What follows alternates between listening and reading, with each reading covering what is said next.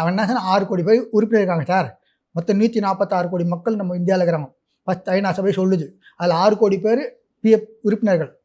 மாதம் 12 லட்சம் கோடி நமக்கு வருது இந்தியாவுக்கு. மாதம் 6 கோடி பேரில் நம்ம பிடிக்கிற நான் சொல்லி வித்தவுட் ட்ரஸ்ட் அக்கௌண்ட்டு. ட்ரஸ்ட் அக்கௌண்ட்னா அது எம்ப்ளாய் வச்சுப்பாங்க, அது விட்டுருங்க. அது பென்ஷன் மட்டும் தான் ஒப்படைப்பாங்க. அப்போ எனக்கு ஃபோன் பண்ணார். நான் போய் மீட்டிங்கில் உட்காந்தேன். உடனே என்ன பிரச்சனைனாரு, உடனே ஒரு கமிஷனர் எல்லா டிபார்ட்மெண்ட் இந்தியாவில் என்ஃபோர்ஸ்மெண்ட் ஆஃபீஸர்னு ஒருத்தர் இருப்பாங்க, விரைப்படை அதிகாரின்னு ஒருத்தர் இருப்பாங்க. அது எல்லாத்துலேயும் உண்டு. அந்த என்ஃபோர்ஸ்மெண்ட் ஆஃபீஸரு கிட்ட சொல்லி இந்த கமிஷனர் பிஎஃப் இன்ஸ்பெக்டர் சொல்லி நேராக இது கொண்டு போனாங்க. அந்த நம்ம வீட்டுக்கு முன்னாடி தான் அந்த ஆஃபீஸு. கால் பண்ணாங்க. நான் சொன்னேன், அவர் ஏதோ ரீசன் சொல்லிக்கிறார் தப்பிக்கிறதுக்கு. நான் சொன்னேன், அவர் சொன்னது அவர் யாருன்னு தெரியாதுன்னு வச்சுட்டேன் கோவத்தில். அப்புறம் என்ன பண்ணார், சரிப்பா ஆனதாச்சுன்னு சொல்லிட்டு உடனே ஒரு லெட்டர் எடுத்து, அதுக்கு முன்னாடி இந்த பேன் கார்டில் கோபி பிரச்சனை இருக்குது. இதில் கோபி எம்னு இருக்கும், அதில் கோபின்னு இருக்குது. இதுக்காக பேன் கார்டை மாற்றினேன். முதல்ல ஒரு 300 திருப்பி ஒரு 300 காசு போனால் பிரச்சனை இல்லை.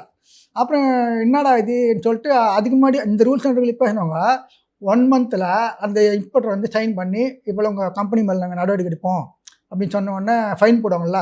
அதனால என்ன பண்ணாங்க, உடனே சைன் பண்ணி 1.25 லட்சத்துக்கு கொடுத்துட்டாங்க.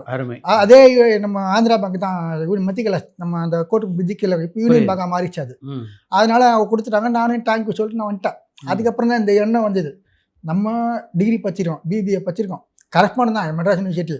ஆனால் காலேஜுக்கு நான் போகலன்னா எனக்கு நான் வீட்டுக்கு பெரிய பிள்ளை, வீட்டில் பொருளாதார பிரச்சனை ஒன்றும் கிடையாது. எங்கள் அப்பா 5B கண்டக்டர் 4771 5B கண்டக்டர் 1969 2004 வரைக்கும் டீனர் டிப்போல தெரியும். செட்டியார்லாம் கொஞ்சம் குபேரம் மாரி இருப்பார், தொப்பைங்கப்பமாக இருப்பார், அதெல்லாம் இருப்பார். அவர் பார்த்தாலே தெரியும் அவர் வந்து ஹெல்ப் பண்ணுற மோட்டிவ் தான். அவர் எப்போ வாலண்டியாக போய் ஹெல்ப் பண்ணுவார்.